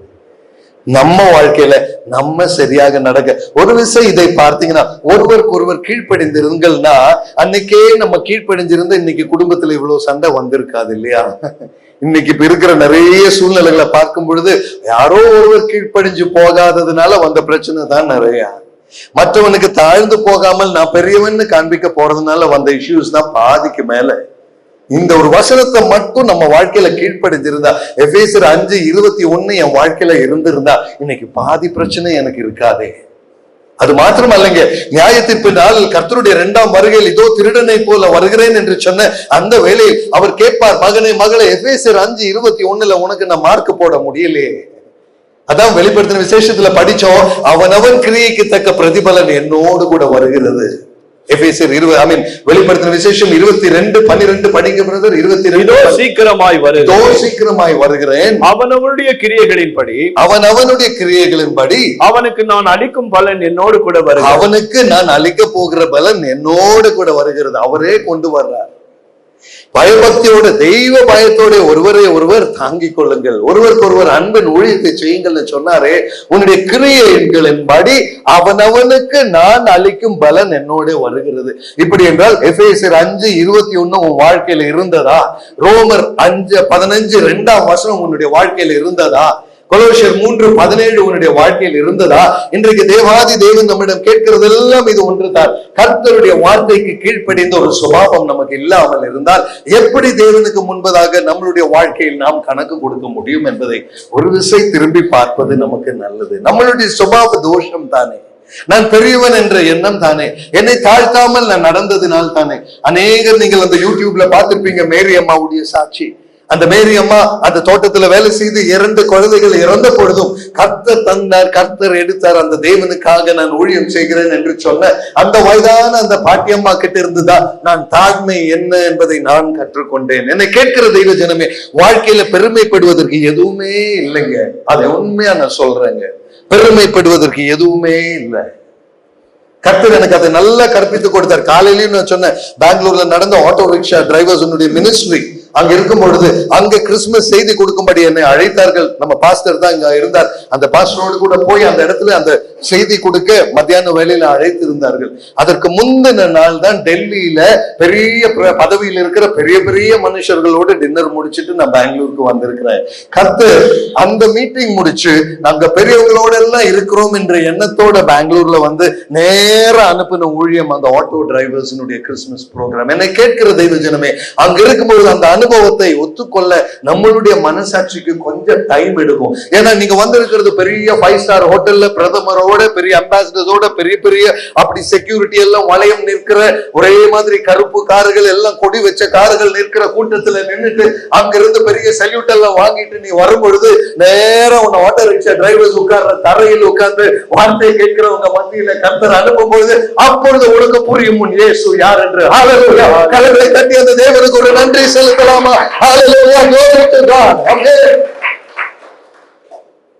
அந்த பெரிய இடத்துல பார்க்காத தெய்வ அனுகிரகம் இந்த சின்னவர்கள் இடத்துல பார்க்க முடியுங்க. அதுதாங்க அதனுடைய உண்மை. என்ன கேட்கிற அருமையான சகோதரனே சகோதரியே, வாழ்க்கையில ஒருத்தருடைய வேஷத்தை கண்டு, ட்ரெஸ்ஸை கண்டு, வண்டியை கண்டு, பதவியை கண்டு அவன் பெரியவன் என்று எண்ணாதே. ஒரு ஏழை ஒருத்தர் உங்களுக்குள்ள வந்தா அந்த ஏழைக்கும் கொடுக்க வேண்டிய கனத்தை கொடுத்து கற்றுக்கொள்ளும்படி தான் ஆண்டவருடைய வார்த்தை நமக்கு சொல்லுகிறது. அருமையான சகோதரி சகோதரி, பிறருக்கு கொடுக்க வேண்டிய கனத்தை நம்மளுடைய வாழ்க்கையில் எந்த அளவுக்கு நம்ம செலுத்துகிறோம்? ஒரு பதவியில் இருக்கிற அதிகாரியை பார்த்தா குட் மார்னிங் சொல்றோம். அதே வேளையில இந்த வாசல் கூட்டுகிற அம்மா வந்தால் அந்த அம்மாவுக்கு ஒரு குட் மார்னிங் சொல்ல ஏங்க நம்மளால முடியாது? அந்த அம்மாவை பார்த்து நல்லா இருக்கிறீங்களா, ஒரு ஏடிஎம்ல வாட்சர் செக்யூரிட்டி இருப்பார், அந்த செக்யூரிட்டி பார்த்து குட் மார்னிங் நல்லா இருக்கிறீங்களான்னு கேட்கறதுல என்னங்க குறைஞ்சு போயிடும் நம்ம வாழ்க்கையில. ஆனா போறது ஏதோ பெருசு, என் பணம் தான் உள்ள இருக்கு, இவன் எல்லாம் வேலைக்காரங்கிற ஒரு ஆட்டிடியூட்ல போய் நம்ம பணத்தை எடுக்கிறோம், பெரிய ஆளா நடிக்கிறோம், இவன் எல்லாம் வாட்ச்மேன், வேற வழி இல்லாம வேலைக்கு வந்திருக்கிறாங்கிற எண்ணத்துல நிறைய பேர் தெரிந்தோ தெரியாமலும் அந்த தவறை நம்ம செய்கிறோம். ஒரு டாக்ஸி ஒரு ஆட்டோவை எடுத்தா கூட அந்த ஆட்டோ ஓட்டுகிறவர் டாக்ஸி ஓட்டுகிறவருக்கு எவ்வளவு மதிப்பு நம்ம கொடுக்குறோம்.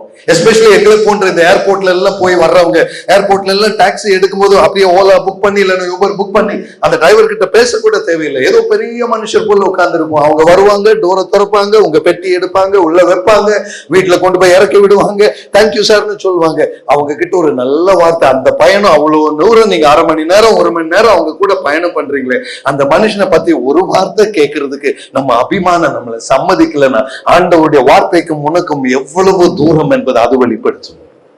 என்னை கேட்கிற தெய்வ ஜனமே, பெங்களூர் பட்டணத்தில் ஏர்போர்ட்ல இருந்து நான் அடிக்கடி எடுக்கிற ஒரு டாக்ஸி உண்டு, ரெய்மண்ட் என்று சொல்லி என் மனைவிக்கு தெரியும். அந்த டிரைவருடைய பேர் ரெய்மண்ட்.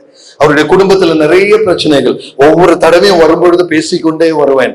திடீரென்று ஒரு நாள் அவருக்கும் அவருடைய மனைவிக்கும் பெரிய சண்டையாய் அவங்க பிரிந்து விட்டார்கள். உடனே நான் பூனே பட்டணத்தில் இருக்கிறேன், என்ன கூப்பிடுறாங்க, சார் ஒரு நிமிஷம் பேசலாம். நான் சொன்ன ரெய்மண்ட் என்ன பிரச்சனை, குடும்பத்துல பிரச்சனை ஆச்சு சார், எனக்காக ப்ரே பண்ணுவீங்களா சார்.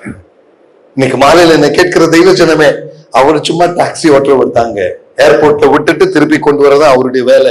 அதுக்கு மீறி அவருக்கு எனக்கு சம்பந்தமே இல்லை. ஆனா பயணத்தின் வேலையில ஆவியானவர் சில காரியங்களை சொல்வார்.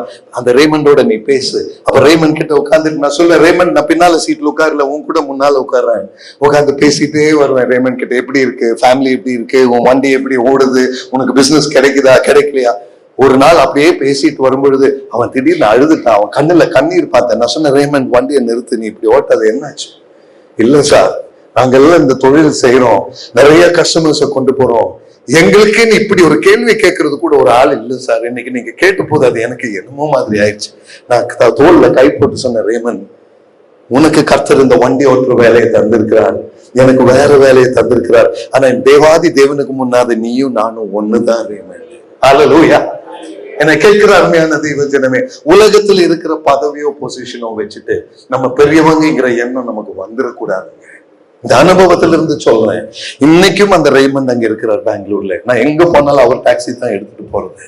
அந்த மனுஷனுக்காக ஜெபிக்க தேவன் கிருபை தந்தார். அவருக்கு சிக்கன் பாக்ஸ் வந்து முகமெல்லாம் அப்படிதான் அவங்க சொந்த மனைவி பார்க்க வெறுத்துட்டா. அந்த போட்டோவை எனக்கு அனுப்பினார். அந்த மகனுக்காக நான் ஜெபித்தேன். ஆண்டவர் சௌக்கியத்தை கொடுத்தார். இன்றைக்கு புது காரை வாங்கி இருக்கிறார். இன்னைக்கு அதை ஓட்டிக்கொண்டு நல்லாக நிம்மதியாக கணவன் மனைவி ஒன்றாக இருக்கிறார்கள். ஒன்னே ஒண்ணு, மனத்தாழ்மையோட ஒருவரை ஒருவர் தங்களிலும் மேன்மையாக என்ன கடவீர்கள். என கேட்கிற தெய்வ ஜனமே, நீ பெரிய பெரிய மந்திரிமாரிடம் இருந்து வரலாம், நீ பெரிய பிளைட்ல வந்து நீ இறங்கலாம், பெரிய பதவிகள் உனக்கு இருக்கலாம். ஆனா உனக்கென்று ஊழியம் செய்ய கர்த்தர் அனுப்புகிற பிறனுக்கு நீ ஊழியக்காரர் என்பதை நீ மறந்து விடாதே. Oh hallelujah. I want you to know brother, இதெல்லாம் என்னுடைய வாழ்க்கையின் தனிப்பட்ட அனுபவங்களை நான் சொல்வது. இந்த வார்த்தைக்கு ஒத்தபடி வாழ அவனவனுக்கு அளிக்கும் பலன் வருகிறது. ஆளொன்று வரும், கர்த்தர் வரும்பொழுது என்னை பார்த்து சொல்வார், அந்த ரெய்மண்டுக்கு நீ செய்த உதவி எனக்கு செய்த மாதிரி என்று கர்த்தர் சொல்வார். ஹல்லேலூயா. அதை கேட்கும்படி அதை நான் செய்ய வேண்டும். ஆண்டவரே, அந்த ஒரு ரெய்மண்ட் மட்டும் அல்லப்பா, யார் என் முன்னால வந்தாலும் நீங்க எதிர்பார்க்கிற அதே உதவி செய்ய உங்களுடைய கிருபை தாங்க ஆண்டவரே. என் மனைவி இங்க இருக்கிறாங்க, எங்கேயோ கேரளாவுல புனலூர்ங்கிற இடத்துல இருக்கிற ஒரு ஹாஸ்பிட்டல்ல புத்தி சுவாதீனம் இல்லாத வயதானவர்கள், அதாவது பாட்டியம்மா தாத்தாமார்கள், குழந்தைகள் எல்லாம் துபாயிலையும் யுஎஸ்ஏலையும் போய் வேலை செய்யறது, தாய் தகப்பனை பார்க்காம வெறுத்து தள்ளின குடும்பங்கள் நிறைய பேர் இருக்கிறாங்க. எனக்கு தெரிஞ்ச ஒருத்தர் பிஜுன்னு சொல்லி ஒரு நாள் கூப்பிட்டார். அவர் சொன்னார், சார் டெய்லி கொரோனாவில இருந்து இப்படி நாங்க சாப்பாடு கொடுத்துட்டு இருக்கிறோம், இன்னைக்கு 2 வருஷம் திகைய போகுது, ஒரு 3 நாளைக்கு அப்புறம் நீங்க வந்து அந்த 2 வருஷம் திகையும் போது அது ஒரு ஆனிவர்சரி மாதிரி நினைச்சிட்டு அவங்களுக்கு ஒரு சிக்கனும் சப்பாத்தியும் பரோட்டாவும் கொடுக்கலாம்னு நினைக்கிறோம், நீங்க கொஞ்சம் உதவி செய்வீங்களா?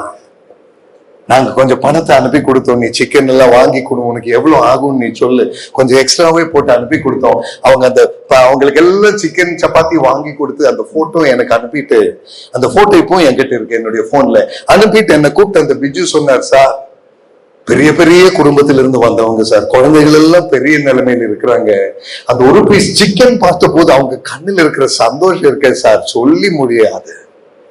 அந்த வேலையில தான் எனக்கும் மனைவிக்கு அதுல ஓராள கூட எங்களுக்கு தெரியாதுங்க. ஒரு அம்மாவையும் ஒரு ஐயாவையும் எங்களுக்கு தெரியாது, இன்னைக்கு வரைக்கும் பார்த்ததில்லை. போட்டோ மட்டும் தான் நாங்க பார்த்திருக்கிறோம். ஆனா ஒண்ணு எனக்கு தெரியும், அவர் வரும் நாளில இதோ அவர் சீக்கிரமாய் வருவார், அந்த கிரியைக்கு தக்க பிரதிபலனை அவர் கொண்டு வருவார். அல்லேலூயா, அவர் கொண்டு வருவார். அந்த இயேசுவை கனப்படுத்தத்தான் இந்த அப்பாவையும் அம்மாவையும் என் தேவன் என்னுடைய கையில் இருந்து உதவும்படியாக கர்த்தர் அந்த வாய்ப்பை திறந்து கொடுத்தார். ஒரே ஒரு சந்தேகத்தில் அந்த பிஜுவை கூப்பிட்டு நான் கேட்டேன், பிஜு இத்தனை 2 வருஷமா பண்றீங்களே, திடீர்னு 2வது வருஷம் ஆனிவர்சரி வந்தப்போ உனக்கு எப்படிப்பா ஏன் ஞாபகம் வந்தது? இல்ல சார், நான் இதெல்லாம் செஞ்சுட்டு இருக்கிறேன், திடீர்னு என்னமோ தெரியல ஆனிவர்சரி வந்த போது உங்களை கூப்பிடலான்னு மனசு சொல்லிருச்சு சார். அப்பதான் அந்த பிஜு கிட்ட சொன்ன, மனசு இல்லப்பா, ஆண்டவர் பேசுகிறார். ஹல்லேலூயா, கர்த்தர் இடைப்படுகிறார். ஆமென். உன்னுடைய மனசுக்கு அது ஒரு சத்தம் போல, ஆனால் அது ஆண்டவர் உன்னை உணர்த்துகிறார். அதனாலதான் சார் உங்களை கூப்பிட்டேன், நான் தப்பா சொல்லிட்டேன், நான் மன்னிச்சிருங்க. நான் சொன்னேன், எந்த தப்பும் இல்லப்பா, இன்னும் எப்ப தேவையோ நீ சொல்லு, நாங்க செய்வதற்கு தயார். இன்னைக்கு மாலையில ஏன் இதை சொல்றேன்னா, என் தனிப்பட்ட வாழ்க்கையில் இருந்த அனுபவம், ஒரு யாரும் இல்லாத தாய் தகப்பனுக்கு அதை செய்ய முடியும்னா, என்னுடைய தாய் தகப்பனுக்கு ஒரு தேவை வரும்பொழுது கர்த்தர் 1000 பேரை அனுப்புவார். ஹல்லேலூயா. என்னை கேட்கிற தெய்வ ஜனமே, கர்த்தர் சொல்லுவார், இந்த சிறியவர்கள் ஒருவனுக்கு நீ செய்ததை எனக்கு செய்தார். ஒருவேளை அதுல இருக்கிற ஒரு பேர் நீங்க எனக்கு சொன்னீங்கன்னு, எனக்கு ஒரு ஆளுடைய பேரும் கூட எனக்கு தெரியாது, ஒரு நபரை கூட எனக்கு தெரியாது. ஆனா கர்த்தர் வருகிற நாளில் சொல்வார், அந்த சிறியவனுக்கு நீ செய்தியே, வஸ்திரம் இல்லாதவனுக்கு வஸ்திரத்தை கொடு, ஆகாரம் இல்லாதவனுக்கு ஆகாரத்தை கொடு, அதை நீ எனக்கு செய்த. என்னை கேட்கிற தெய்வ ஜனமே, இந்த ஐஸ்வர்யத்தை விட வேற ஒரு ஐஸ்வர்யம் நம்ம வாழ்க்கையில வேண்டவே வேண்டாமுங்க. தயவு செய்து இன்னைக்கு மாலையில இந்த செய்தியில நான் சொல்றேங்க, அன்புங்கிற ஊழியத்தை தவிர வேற எதையாவது நம்ம வாழ்க்கையில கலப்படமா நம்ம வச்சிருந்தா அது தேவனுக்கு வேதனையான காரியம், அது நம்ம வாழ்க்கைக்கும் நல்லது அல்ல. இன்றைக்கு மாலையில ஒரு விஷயம் நம்ம வாழ்க்கையை திரும்பி பார்த்து, பிறனுக்கு செய்ய முடிஞ்ச அது எல்லாமே பணம் கிடையாதுங்க. ஒருவேளை ஒருத்தர் வருத்தமா இருந்த ஒரு 10 நிமிஷம் அவர் கூட உட்கார்ந்து பேசுனீங்கன்னா, இல்லைன்னா ஒரு 10 நிமிஷம் போன்ல பேசுனீங்கன்னா, அதுவே பெரிய ஊழியம். ஹல்லேலூயா. என்னை கேட்கிற தெய்வ ஜனமே, எடுத்ததுக்கு எல்லாம் பணம் பணம் பணம்னு நினைச்சிடாதீங்க. பணம் கிடையாதுங்க.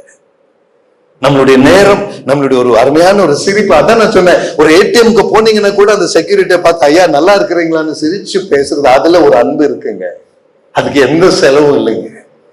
ஆனா அதுல ஒரே ஒரு செலவு, நீ மனத்தாழ்மையோட அந்த வாட்ச்மனை உன்னை விட மென்மையாக நீ கண்டு நீ அதை சொல்லணும், சடங்குக்காக சொல்லக்கூடாது. என்ன கேட்கிற அருமையான தெய்வ ஜனமே, இன்றைக்கு இப்படிப்பட்ட கிருபை தாங்க என் தேவாதி தேவன் நமக்கு தர விரும்புகிறார். பாஸ்டர் 61 ஏசாயாவின் புஸ்தகம் 61வது அதிகாரம், அதனுடைய முதல் வசனம் படிக்கிறீங்களா? ஏசாயா 61 முதல் வசனம். கர்த்தராகிய தேவனுடைய ஆவியானவர் என்மேல் இருக்கிறார், சிறுமைப்பட்டவர்களுக்கு சுவிசேஷத்தை அறிவிக்க கர்த்தர் என்னை அபிஷேகம் பண்ணினார். ஹல்லேலூயா. கர்த்தர் என்னை அபிஷேகம் பண்ணினார், இருதயம் நொறுங்குண்டவர்களுக்கு காயம் கட்டுதலையும் சிறைப்பட்டவர்களுக்கு விடுதலையும் கட்டுண்டவர்களுக்கு கட்டவிழ்த்தலையும் கூறவும். அப்படியே படிச்சிருங்க, கீழே படிச்சிருங்க. கர்த்தருடைய அனுக்கிரக வருஷத்தையும் நம்முடைய தேவன் நீதியை சரிக்கட்டும் நாளையும் கூறவும், துயரப்பட்ட அனைவருக்கும் ஆறுதல் செய்யவும். கீழே படிச்சிருங்க. சியோனிலே துயரப்பட்டவர்களை சீர்படுத்தவும், அவர்களுக்கு சாம்பலுக்கு பதிலாக சிங்காரத்தையும், துயரத்துக்கு பதிலாக ஆனந்த தைலத்தையும், ஒடுங்கின ஆவிக்கு பதிலாக துதியின் உடையையும் கொடுக்கவும் அவர் என்னை அனுப்பினார். Thank you brother, thank you pastor. Hallelujah. கரங்களை தட்டி இந்த வார்த்தைக்காக ஒரு நன்றி சொல்லுவோமா? என்னை கேட்கிற தெய்வ ஜனமே, ஹalleluya. இதற்காக தாங்க என்னை உங்களை படைத்து அனுப்பி இருக்கிறார். இதற்காக தாங்க இன்னைக்கு மாலையில் இந்த கூட்டத்துக்கு உங்களை கர்த்தர் அனுப்பி இருக்கிறார். நொறுங்குண்டவன் கட்டுகளை அவிழ்க்க, நெருக்கடியில் போகிறவனுக்கு ஒரு சமாதானத்தை சொல்ல, அன்பில்லாதவனுக்கு ஒரு அன்பை கொடுக்க, தாழ்மைப்பட்டவனை உயர்த்த, அவனை சந்தோஷமாக்க, அவனுக்கு மனசுக்கு ஒரு நிம்மதி கொடுக்க, அவனோடு கூட கொஞ்ச நேரம் செலவு பண்ணி அவனுக்காக ஜெபிக்க, முடிஞ்ச உதவி செய்ய கர்த்தர் இன்றைக்கு என்னையும் உங்களை அனுப்பி இருக்கிறார். அதற்கென்று சொல்லித்தான் அவர் நம்மை தயார்படுத்துகிறார். அது தாங்க இந்த ஊழியம். ஹல்லேலூயா. என்னை கேட்கிற அருமையான தெய்வ ஜனமே, இதை தவிர வேறு ஒன்றும் இல்லை என்பது தெளிவாக ஆண்டவருடைய வார்த்தை சொல்லுகிறது. அன்பு என்கிற ஊழியத்தை தவிர. ஹல்லேலூயா. ரோமர் நிருபத்தில் நல்ல வசனம் ஒன்று எடுக்க வேண்டாம். உங்க ஒருவருக்கு ஒருவர் அன்பு என்கிற கடனை தவிர வேறொரு கடனும் உங்களுடைய வாழ்க்கையில் இருக்கக்கூடாது என்ற வசனம். அப்படி என்றால் மற்றவனுக்கு நான் அன்பு ஜாஸ்தி கொடுக்கணும், நான் பெறுவதை விட ஜாஸ்தி கொடுத்தா தான் அவன் எனக்கு கடனாளி. நான் அன்புங்கிற கடன் ஜாஸ்தி நான் கொடுக்கிறவனா இருக்கணும், பெறுகிறவனாக நான் இருக்கக்கூடாது. உங்க பாஸ்டர் அதே காரியத்தை செய்கிறவர், நான் அதை எப்போ பாண்டிச்சேரி வந்தாலும் நான் அனுபவிக்கிறேன். அவருடைய அன்பு, அவருடைய ஹாஸ்பிட்டாலிட்டி, அவர் நான் வருவதற்கு ஒரு 3 வாரம் முன்னாலேயே கூப்பிடுவார். பிரதர் எப்படி பிரதர், என்னென்ன அரேஞ்ச்மெண்ட்ஸ், நான் என்ன பண்ணட்டும்னு கேட்டுட்டே இருப்பார். இதையெல்லாம் கேட்கும் பொழுது நாங்கள் புரிந்துக்கிற ஒரு காரியம், கர்த்தருடைய அன்பு எவ்வளவு பெருசு. என்ன கேட்கிற தெய்வ ஜனமே, நமக்கு எதுவுமே தேவையில்லைன்னா கூட அப்படி ஒரு வார்த்தை கேட்கும் பொழுது, ஒரு தகப்பன் பதவியில் இருந்து அவர் கேட்கிறதை போல கேட்கும் பொழுது, உண்மையாக தேவனை ஸ்தோத்திரிக்காத எங்களுடைய வாழ்க்கையில் ஒரு நிமிடமாக, ஒரு நிமித்தமாக அது இருக்கிறது. அருமையான சகோதரனே சகோதரி, இன்றைக்கு அப்படிப்பட்ட கிருபைகளில் நிற்க அல்லவா ஆவியானவர் நம்மை அழைத்திருக்கிறார். அந்த உண்மையோடு வாழ ஏசாயா 61 சொல்லுகிற இந்த கட்டுகளை அவிழ்க்கிற இந்த ஊழியம், இந்த நெருக்கத்தை மாற்றுகிற இந்த ஊழியம், இந்த மனதின் சஞ்சலங்களை மாற்றி கொடுக்கிற இந்த ஊழியம், பிறனுக்கு அன்பை கொடுக்கிற ஊழியம், பிறனை விசாரிக்கிற ஒரு ஊழியம். ஹல்லேலூயா. இதன் பிரகாரம் நடக்க அல்லவா ஆண்டவர் இன்றைக்கு உயிரை தந்து, வாழ்க்கையை தந்து, ஆரோக்கியத்தை தந்து, வசனத்தை தந்து, இப்படி ஒரு தேவாலயத்தை தந்து, இந்த மாதிரி ஒரு ஞாயிற்றுக்கிழமை மாலை ஒரு கூட்டத்தை தந்து, அங்கு இந்த வார்த்தையை தேவன் நமக்கு தந்து, ஆவியானவர் ஒவ்வொன்றையும் இந்த தக்க காலத்தில் நமக்கு தெரியப்படுத்தி நாம் நடக்க வேண்டிய வழிகளை நமக்கு காண்பித்து தருகிற பிரகாசத்தின் தீபமாக இருக்கிற அவருடைய வார்த்தைக்காக கரங்களை தட்டி தேவனுக்கு ஒரு நன்றி சொல்லலாமா? அந்த வார்த்தையின் விடுதலுக்காக தேவனுக்கு ஸ்தோத்திரம் செலுத்தலாமா? ஹல்லேலூயா. This is grace and this is glory, brother. Amen. அதே கலாத்தியர் 5வது அதிகாரம் 14வது வசனம் ஒண்ணு படிச்சிடலாமா? கலாத்தியர் 5:14 எல்லா கட்டளைகளும் ஒரே நிபந்தனையில் அடங்கி இருக்கிறது என்று சொல்லி, கலாத்தியர் 5:14 அன்பு கூறுவது போல, உன்னிடத்தில் நீ அன்பு கூறுவதை போல பிறனிடத்திலும் அன்பு கூறுவாயாக, பிறனிடத்திலும் அன்பு கூறுவாயாக என்கிற இந்த ஒரே வார்த்தையில் நியாயப்பிரமாணம் முழுவதும் நிறைவேறும். என கேட்கிற தெய்வ ஜனமே, நீ மற்றவனுக்கு அன்பு கொடுத்துட்டேன்னா போதுங்க, நீ மற்றதை எல்லாம் பின்பற்றியாச்சுன்னு கர்த்தரே உன்னை கணக்கெடுக்கிறார். இதுக்குள்ள நியாயப்பிரமாணம் அத்தனையும் அடங்கி இருக்கு. நீ அன்புடையவனாக இருந்தால் நீ மற்றவனை தூஷிக்க மாட்டாய். நீ அன்புடையவனாக இருந்தால் நீ பொய் பேச மாட்டாய். நீ அன்புடையவனாக இருந்தால் பிறனுடைய பொருளை இச்சிக்க மாட்டாய். உன் பொருளை தான் பிறனுக்கு கொடுப்பியே தவிர நீ அவன் பொருளை எடுக்க மாட்டாய். நீ அன்புடையவனா இருந்தா தாய் தகப்பனை கனம் செய்வாய். நீ அன்புடையவனா இருந்தா தேவாதி தேவனை கனம் செய்வாய். நீ அன்புடையவனா இருந்தால் உனக்குள் மனத்தாழ்மை என்றது காணப்படும். இவைகள் எல்லாம் கர்த்தருக்கு உகந்தது. இப்படி இருக்கிறவனை எல்லா நியாயப்பிரமாணங்களும் பின்பற்றுகிறவன் என்று கர்த்தரை ஏற்றுக்கொள்வார். அப்படி என்றால் ஒருவனை நீ வெறுத்தால் நியாயப்பிரமாணங்களை கை கொண்டாலும் கர்த்தர் அதை ஒத்துக்கொள்ள மாட்டார் என்ற அர்த்தமும் இந்த வசனத்திற்கு உண்டு. என்னை கேட்கிற தெய்வ ஜனமே, அன்பில் மட்டும் குறைந்து நடக்கிற பழக்கம் மனுஷராகிய நமக்கு உண்டுங்க. பிறனை வெறுக்கிற பழக்கம் நமக்கு எல்லாருக்கும் உண்டுங்க. அது இல்லைன்னு சொல்லக்கூடிய ஒரு மனுஷன் கூட இல்லைங்க. பேசுற என்ன சேர்த்து நான் சொல்றேன். அந்த வெறுக்கக்கூடிய தன்மை இருக்கிற நான் வெறுக்காமல் அந்த வெறுப்பை அன்பாக மாற்றி சாம்பலுக்கு பதிலாக சந்தோஷத்தை அவர்களுடைய வாழ்க்கையில் கொண்டு வருகிறவனாக இருக்கும்படி என் கர்த்தர் என்னையும் உங்களையும் எதிர்பார்க்கிறார் என்றால் அந்த ஊழியத்தை செய்யத்தானே அவர் நம்மை அழைத்தார். ஆகையால் தானே அடிபட்டு ரத்தம் சிந்துகிற வேலையிலும் சிலுவையில தொங்கிக் கொண்டு சொன்னார், பிதாவே என் வேதனையெல்லாம் பரவாயில்லப்பா, இவங்க தெரியாம பண்ணிட்டாங்க, இவங்களுக்கு மன்னிச்சிருங்கப்பா. அதை சொன்னதற்காக கரங்களை தட்டி இயேசுவுக்கு ஒரு நன்றி சொல்லலாமா? ஹல்லேலூயா, ஹல்லேலூயா, ஸ்தோத்திரம். அந்த இயேசுவின் வார்த்தையில் இருக்கிற ஆழம் எவ்வளவு தெரியுமா ஜனமே? அவர் வேதனையில மறிக்கிற கடைசி நிமிஷம் கூட பிதாவே இவங்களுக்கு மன்னிச்சிருங்கப்பா. ஹல்லேலூயா. என்னை கேட்கிற தெய்வ ஜனமே, அதே வார்த்தை எனக்கு சொல்ல முடிய வேண்டும். ஆகையால் தான் இனி வாழ்வது நான் அல்ல, என்னில் கிறிஸ்து வாழ்கிறார் என்ற வார்த்தையின் அர்த்தமே. ஹல்லேலூயா. கரங்களை உயர்த்தி ஹல்லேலூயா சொல்லலாமா? Receive that grace this evening, brother, sister. என்னை வெறுக்கிறவனை, என்னை அடிக்கிறவனை, என்னை துன்பப்படுத்துகிறவனை, நிந்திக்கிறவனை பார்த்து பிதாவே அவங்க தெரியாம செஞ்சுட்டாங்க, மன்னிச்சிருங்கப்பா, நான் ஒண்ணும் சொல்லலப்பா, நீங்க சிலுவையில என்ன காமிச்சீங்களோ அப்படியே அதை காப்பி அடிச்சு வாழ்றேன்ப்பா, அந்த கிருபை மட்டும் எனக்கு தாங்கன்னு கேட்போமா? வேற எதுவும் என் முயற்சியில வேண்டாப்பா, உங்களை காப்பி அடிக்க கிருபை தாங்க. இயேசுவை போல என்ன மாற்றுங்க, இயேசுவை காப்பி அடிக்க கிருபை தாங்க. ஹல்லேலூயா. My dear brothers and sisters, இதல்லவா கிருபையின் வாழ்க்கை. பழைய ஏற்பாடுல இதை குறித்து தேவாதி தேவன் சொல்லுகிற ஒரு வசனத்தை பார்க்கலாமா? லேவியராகமம் புஸ்தகம், the book of Leviticus, லேவியராகமம் 19வது அதிகாரம் 18வது வசனம் கொஞ்சம் படிங்களா? லேவியராகமம் 19:18. 19:18 brother. 19 பழிக்கு பழி வாங்காமலும், பழிக்கு பழி வாங்காமலும், உன் ஜனபுத்திரர் மேல் பொறாமை கொள்ளாமலும், உன் ஜனபுத்திரர் மேல் நீ பொறாமை கொள்ளாமலும், உன்னில் நீ அன்பு கூறுவது போல் உன்னில் நீ அன்பு கூறுவது போல் பிறனிலும் அன்பு கூறுவாயாக. பிறனிலும் அன்பு கூறுவாயாக. அங்க முடியலைங்க, அதுக்கு கீழே அவர் ஒரு சைன் போட்டிருக்கிறார் பாத்தீங்களா? நான் கர்த்தர். நான் ஏங்க அப்படி கீழே நான் கர்த்தர்னு சொல்லி இருக்கிறார்? என்ன கேட்கிற தெய்வ ஜனமே, இந்த வார்த்தையை படிக்கும்போது தாங்க இதை எழுதிட்டு கீழே சைன் பண்ற மாதிரி நான் கர்த்தர்னு போட்டிருக்கிறாரு. அப்படி என்றால் நீங்களும் நானும் ஆராதிக்கிற கர்த்தர் தேவாதி தேவன், பிதா, குமாரன், பரிசுத்தாவியான தேவன் உன்னிடம் எதிர்பார்ப்பது என்ன தெரியுமா? பழிக்கு பழி நீ வாங்க கூடாது. உன் ஜனமாகிய மாம்ச ரத்தமாகிய ஜன புத்திரர் மேல் நீ பொறாமை கொள்ளுகிறவனாக நீ இருக்க கூடாது. உன்னிடத்தில் நீ அன்பு கூறுவதை போல பிறனிடத்திலும் நீ அன்பு கூறுவாயாக என்று தேவனுடைய கையெழுத்தில் நீ செய்ய வேண்டும் என்று சொல்லி ஒரு உத்தரவை அவர் தந்திருக்கிறார். இதை எவ்வளவு தூரம் நம்ம மறிகடந்து நம்ம வாழ்ந்திருக்கிறோம்? ஒரு நிமிஷம் திரும்பி பார்க்கலாமா? யார் மேலேயும் பொறாமே வரலன்னு சொல்ற சகோதரிகளுக்காக நான் தேவனை ஸ்தோத்திரிக்கிறேன். ஏன்னா அப்படி யாரும் இல்லைன்னு எனக்கு தெரியும். யார் மேலேயும் எனக்கு பழிக்கு பழி வாங்கணும்னு தோணவே இல்லைன்னு சொல்ற சகோதரர்களுக்காக நான் தேவனை ஸ்தோத்திரிக்கிறேன். அப்படியும் யாரும் இல்லைன்னு எனக்கு தெரியும். இன்னைக்கு மாலையில என்ன கேட்கிற தெய்வ ஜனமே, இந்த 2 கூட்டத்துல நம்ம இல்லைன்னா கர்த்தரிடத்தில் என்ன பதில் நம்ம கொடுக்க போகிறோம்? அருமையான தெய்வ ஜனமே, தெய்வீக எதிர்பார்ப்பு ஒரு பக்கம், நம்மளுடைய வாழ்க்கை போற போக்கு வேற ஒரு பக்கம். இன்னைக்கு இங்கதான் நம்ம புரிஞ்சுக்கணுங்க, கர்த்தரோடு கூட ஒப்புரவாகும்படி தானே அவர் இந்த அழைப்பை நமக்கு அவர் தந்திருக்கிறார். ஹல்லேலூயா. அருமையான தெய்வ ஜனமே, இந்த கிருபையில் நிற்காமல் வேறு எங்க நம்ம நிற்க போகிறோம்? என் வாழ்க்கை இதுக்கு ஒத்து போகலன்னா பின்ன என்னங்க இந்த வேதாகமத்தை எல்லாம் படிச்சு இதையெல்லாம் கர்த்தர் சொல்லுகிறாருன்னு சொல்லிட்டு நடந்துட்டு என்னங்க பிரயோஜனம்? புதிய ஏற்பாடுக்கு வந்துடலாமா? மத்தேயு சுவிசேஷம் 7வது அதிகாரம் 12வது வசனம் brother. Matthew chapter 7 and verse number 12. மத்தேயு 7:12. ஆதலால் மனுஷர் உங்களுக்கு எவைகளை செய்ய விரும்புகிறீர்களோ, மனுஷர் உங்களுக்கு எவைகளை செய்ய நீங்க விரும்புறீங்களோ அவைகளை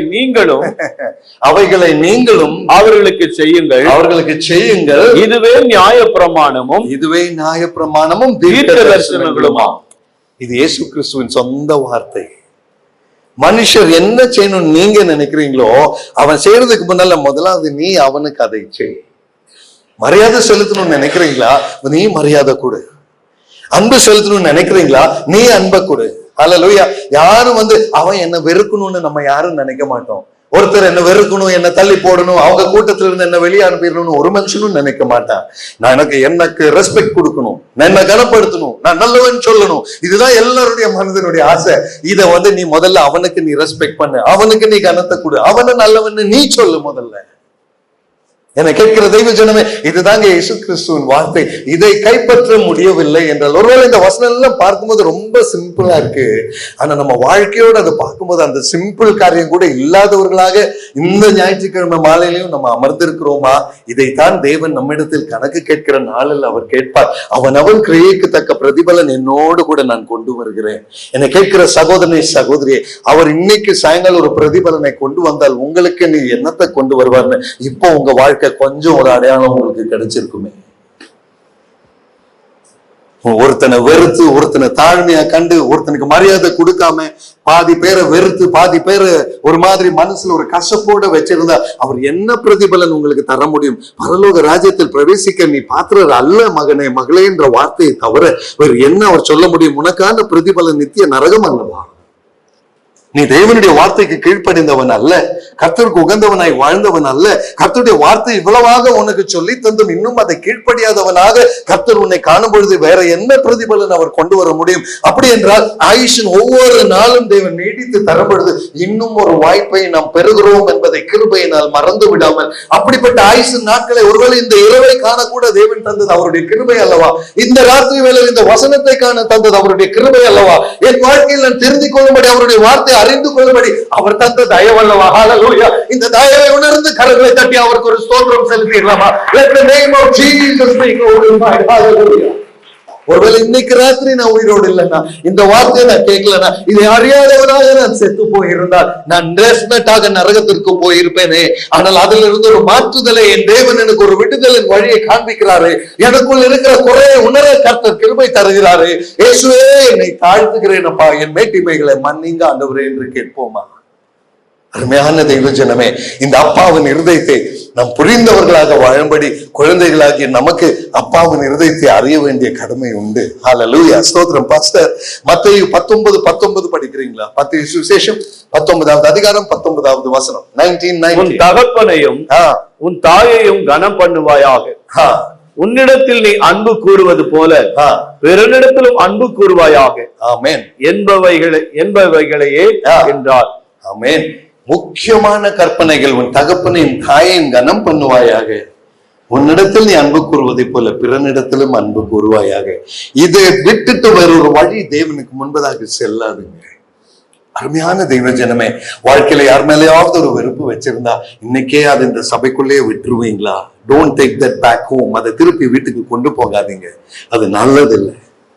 வாழ்க்கைக்கு எந்த பிரயோஜனமும் இல்லை. இன்னைக்கு மாலையில அந்த கர்த்தருடைய பிரசன்னத்தில் அதை அர்ப்பணிக்கும்படி தான் கர்த்தர் நம்மை அழைக்கிறார். மீண்டும் ஒரு வசனம், மத்தேயு 22:39. மத்தேயு 22:39 கொஞ்சம் படிங்க. S pastor. அவளை பிடித்து திராட்சை தோட்டத்துக்கு புறம்பே தள்ளி கொலை செய்தார்கள். அப்படி இருக்க திராட்சை தோட்டத்தின் எஜமானன் வரும்போது அந்த தோட்டக்காரர் என்ன செய்வான் என்று கேட்டார். ஆமென். பாருங்க, அந்த திராட்சை தோட்டத்தின் எஜமானன் அங்க வரும்பொழுது தன்னுடைய மகனை கொலை செய்தவனை பார்க்கும் பொழுது அவன் என்ன செய்வான்? அவனை கொலை செய்து விடுவான் அல்லவா? அப்படிப்பட்ட ஒரு ஆக்ஷன் எடுக்கிற அளவுக்கு பழிக்கு பழி வாங்குகிற ஒரு நிலைமை அங்க இல்லாமல் இருக்கும்படி தேவன் நம்மை எச்சரிக்கிறார். ரோமர் 13:8 வசனம் படிக்கிறீங்களா? ரோமர் 13வது அதிகாரம் 8வது வசனம் கூட. எஸ், அது ஒரு அருமையான ஒரு வார்த்தை. ரோமர் 13:8. ஒருவரிடத்தில் ஒருவர் அன்பு கூறுகிற கடனே அல்லாமல், இந்த வார்த்தையை தான் நான் கொஞ்சம் முன்னால சொன்னேன். ஒருவர் இடத்தில் அன்பு கூறுகிற கடனே அல்லாமல் மற்றொன்றிலும் ஒருவனுக்கும் கடன் படாதிருங்கள். ஒருவனுக்கும் நீங்கள் கடன் படாதிருங்கள். பிறனிடத்தில் அன்பு கூறுகிறவன் தேவனிடத்தில் அன்பு கூறுகிறவன் நியாய பிரமாணத்தை நிறைவேற்றுகிறார். ஆமென். ரோமர் 13:8 அப்போஸ்தலனாகிய பவுல் ரோமர் சபைக்கு எழுதும்போது எழுதுகிறார், நீ நியாய பிரமாணத்தை நிறைவேற்றணும்னா பிறனிடத்தில் நீ அன்பு கூறுகிறவனாக இருக்கணும். பிறனிடத்தில் வெறுப்பு உனக்குள் உண்டென்றால் நீ நியாய பிரமாணத்தை நிறைவேற்றாதவன்.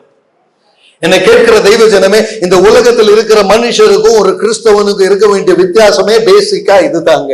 கிறிஸ்தவன் என்றால் அவன் அன்பை செலுத்துவான். ஒரு கன்னத்தில் அடித்தா கூட மறு கன்னத்தை காண்பிச்சுட்டு போயிட்டே இருப்பான். கிறிஸ்தவன் என்றால் பிறருக்கு அன்பை கொடுக்கிறவன், துரோகத்தை செய்கிறவன் அல்ல, பிறன் மேல் கோபத்தை காண்பிக்கிறவன் அல்ல. அவனுடைய வாழ்க்கையே போகிற அளவுக்கு வந்தாலும் அவனால் வெறுக்க முடியாது, வெறுக்க தெரியாது. ஆகையால் கிறிஸ்தவனை இந்த உலகம் அழைக்கிற பெயர் வாழ தெரியாதவன், வாழ்வதற்கு லாய்க்கு இல்லாதவன், சாமர்த்தியம் இல்லாதவன், ஸ்மார்ட்னஸ் இல்லாதவன், அப்படிப்பட்டவன் என்று இந்த உலகம் என்னை உங்களை அழைக்கும். ஆகையால் தான் இயேசு சொன்னார், இந்த உலகத்தில் உங்களுக்கு உபத்திரவங்கள் உண்டு, ஆனாலும் திடன் கொள்ளுங்கள், நான் இந்த உலகத்தை ஜெயித்தேன். ஹல்லேலூயா. அவருக்கென்று வாழ, அவர் சுபாவத்தை தரித்து நிற்க, கர்த்தராகிய தேவன் நம்மிடத்தில் எதிர்பார்க்கிற குணாதிசயங்களை உடையவர்களாக நிற்க இன்று மாலை ஆவியானவர் தருகிற கிருபையின் பலம் அல்லவா இது? ஆமென். அதே கலாத்தியர் 5வது அதிகாரத்தின் 16வது வசனம் 15-16 படிக்கிறீங்களா பாஸ்டர்? 15வது வசனமும் 16. கலாத்தியர் 5:15-16. நீங்கள் ஒருவரில் ஒருவர் கடிந்து கொண்டு பட்சித்தீர்களானால், நீங்கள் ஒருவரை ஒருவர் கடிந்து கொண்டு பட்சிப்பீர்களே ஆனால் அழிவீர்கள். அப்படியே நில்லுங்க பாஸ்டர். என்னை கேட்கிற தெய்வ ஜனமே, ஒருவரை ஒருவர் கடிந்து பட்சிப்பீர்கள் ஆனால் நீங்கள் அழிவீர்கள். அப்படின்னா நீ பரலோக ராஜ்யத்துக்கு போக மாட்ட, கந்தகமும் தீயும் நிறைந்த நித்திய நரகத்தில் அழிவுக்கு நேராக நீ போவாய். நீ யாரையாவது கடிந்து பட்சிக்கிற சுபாவம் உனக்கு உண்டா? யாரையாவது குற்றம் சொல்லுகிற சுபாவம் உன்னிடத்தில் இருந்ததுண்டா? ஒருவேளை இன்னைக்கு இந்த வசனம் எல்லாம் பார்க்கும்போது கொஞ்சம் பயமா கூட இருக்கலாம். ஐயோ, நான் அப்படியெல்லாம் பண்ணிட்டேனேன்னு. இன்னைக்கு மாலையில ஆண்டவர் தெளிவாக சொல்வது, இப்படி உன் வாழ்க்கையில இருந்தா அட்லீஸ்ட் இனிமேல இருக்காதபடி திருந்திக் கொள்வாயா? இது இல்லாதவங்க யாருமே இல்லை, நமக்கு தெரியும். இந்த கூட்டம் எல்லாம் பரிசுத்தவான்கள்னு நான் சொல்லல, என்னையும் சேர்த்து நான் சொல்லல.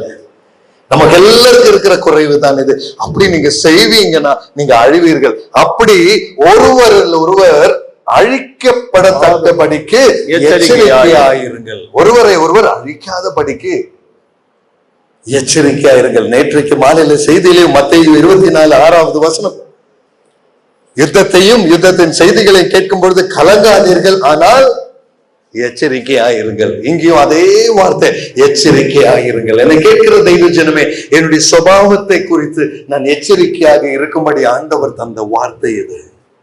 நம்மளுடைய ஒவ்வொருவருடைய வாழ்க்கையிலும் நம்ம எச்சரிக்கையா இருக்கணும். நான் நல்லவன் பாஸ்டர், நான் ஜெபிக்கிறவன் பாஸ்டர், நான் ரெகுலரா சபைக்கு வர்றவன் பாஸ்டர், நான் தான் பெரிய விசுவாசி, நான் தான் சபையின் லீடர், நான் தான் கமிட்டி மெம்பர் அப்படின்னா உனக்கு பரலோகம் கிடைக்கும்னு எந்த கேரண்டியும் ஆண்டவர் சொல்லலைங்க.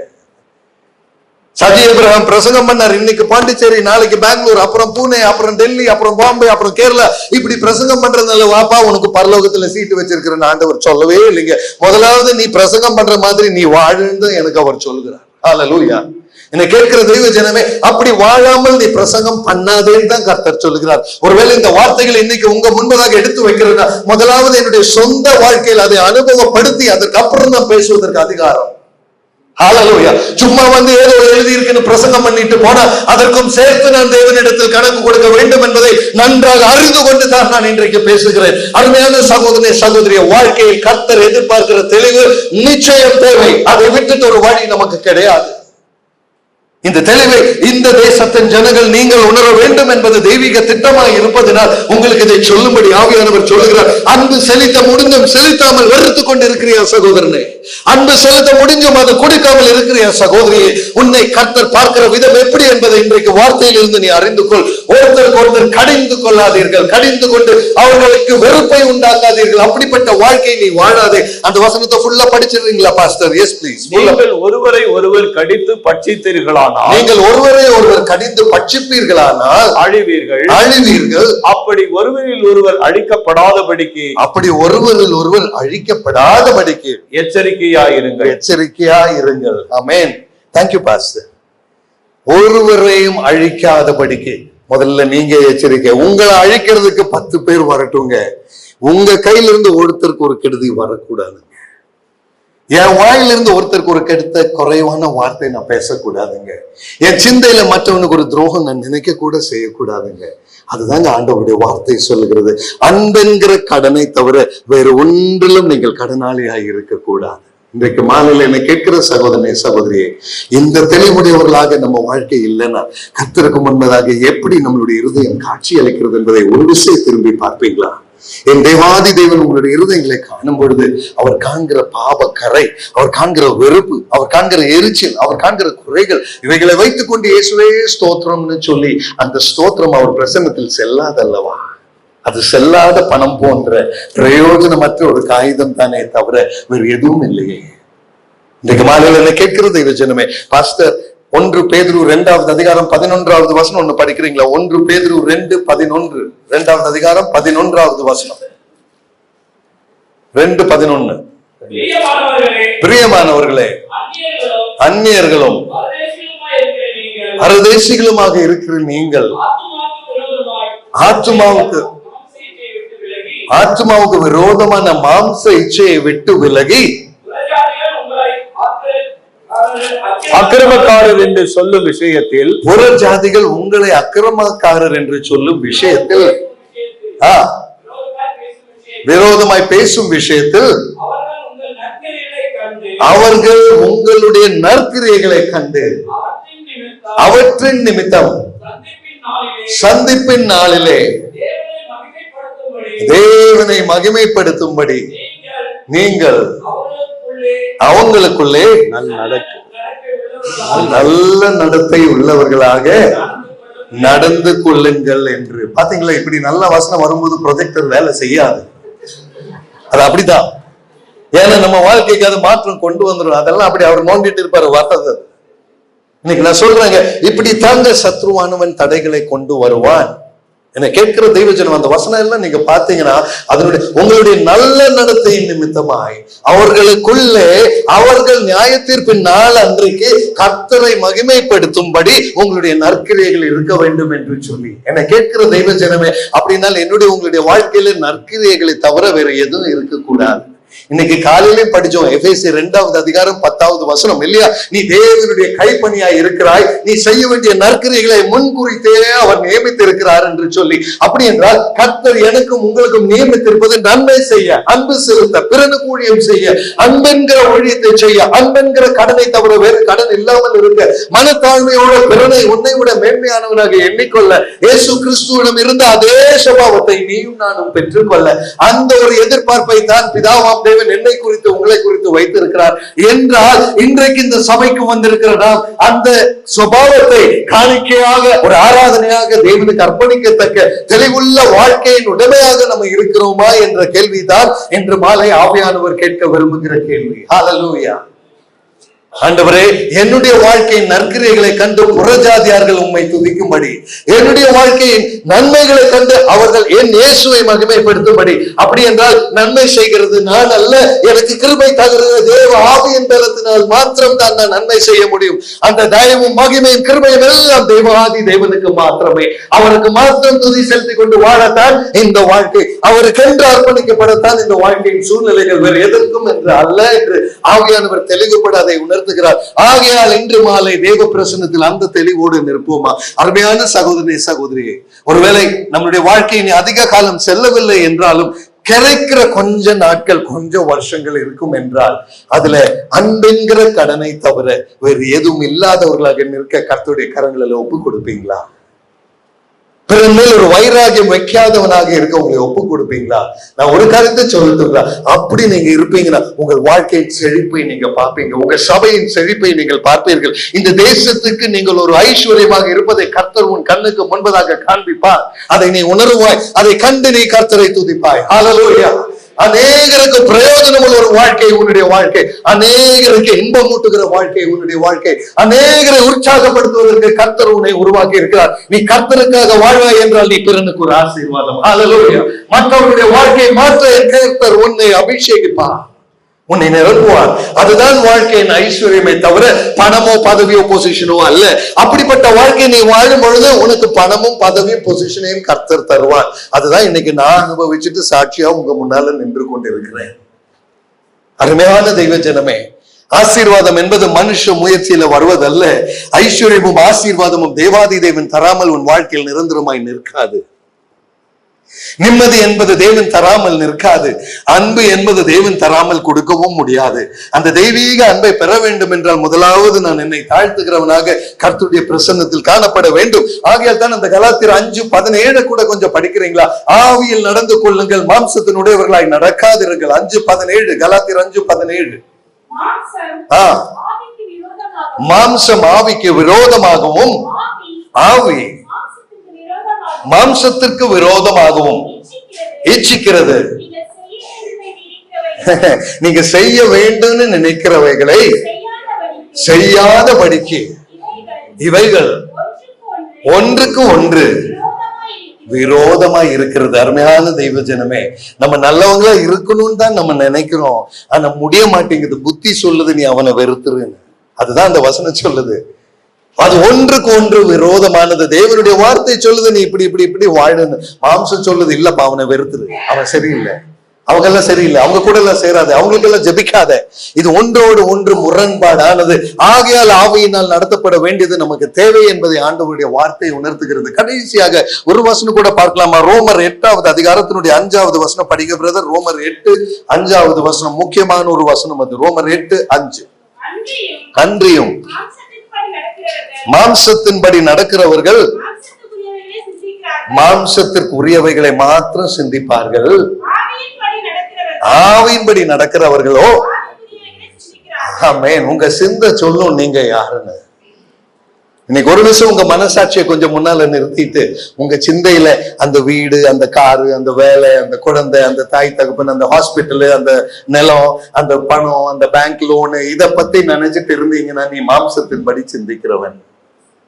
ஆண்டவரே, உம்முடைய பரலோக ராஜ்யம், உம்முடைய அபிஷேகத்தின் நிறைவு, பிறனுடைய பிரயாசங்கள், பிறனுடைய வேதனைகள், பிறனுக்கு கொடுக்க வேண்டிய அன்பு, உம்முடைய காரியங்களுக்கு கீழ்ப்படிந்து கட்டளைகளை பின்பற்றுகிற ஒரு வாழ்க்கை, இவைகளை தாங்கப்பான் சிந்திக்கிறவன் ஆவியினால் நடத்தப்படுகிறவன். இன்றைக்கு நம்ம வாழ்க்கையில நம்ம ஜெபிக்கும் பொழுது நம்மளுடைய ஜெப குறிப்புகள் எப்படிப்பட்டவைகள் சொல்லும்? நீ மாம்சத்தில் நடக்கிறவனா ஆவியில் நடக்கிறவனா என்று. தயவு செய்து அதை பகுத்தறிந்து பார்க்கும்படியாக தேவாவியானவர் இன்றைக்கு கேட்கிறார். உணர்ந்து தெய்வ பிரசன்னத்தில் ஆண்டவரே அந்த மாற்றம் உடையவனாக நிற்க கிருபை தாங்க ஆண்டவரே. ஆவியினால் நடத்தப்படுகிற அந்த சிந்தைகளை என்னை ஆட்கொள்ள கிருபை தாங்கப்பா.